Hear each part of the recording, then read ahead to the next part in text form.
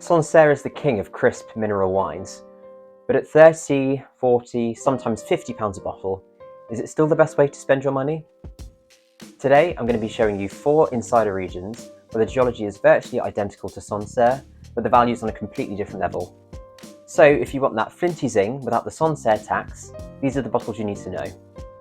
Most people don't realise that Sancerre is just one part of a cluster of regions called the Central Vineyards. If you go 20 minutes down the road to Menetou-Salon, the geology is virtually identical. It's built on Kimmeridgian marl, a chalky soil packed with prehistoric oyster shells. Because the landscape's slightly flatter in Menetou-Salon compared to Sancerre, the wines tend to be a bit more rounded with ripe fruit character. The Troisier is a great example of this, having a slightly softer profile, but with that same brisk acidity and chalky feel that you get in Sancerre. If you look directly across the river from Sancerre to the right bank, you hit Pouilly-Fumé. This region is defined by Silex, or flint. Flint behaves differently than limestone. It traps the sun's heat and reflects it back to the vines. This is what gives the name to wines like the domaine Châtelain Pouilly-Fumé, fumé meaning smoky.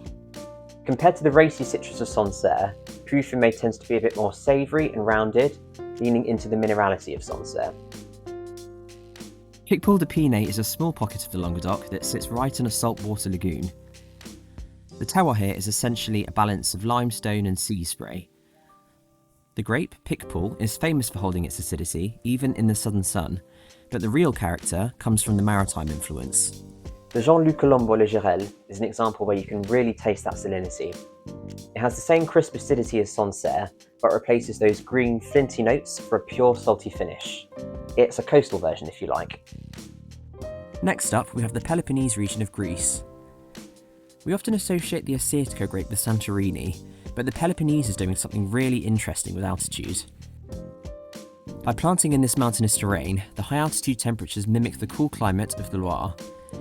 The soil is also often rocky and poor, which forces the vines to dig deep to reach water. As with the Gaia monograph, this gives the wines a stony minerality that Sancerre drinkers will instantly recognise. It's a brilliant example of how altitude can be just as important as latitude when it comes to keeping a wine fresh. Finally, we have the Rías Baixas in Spain.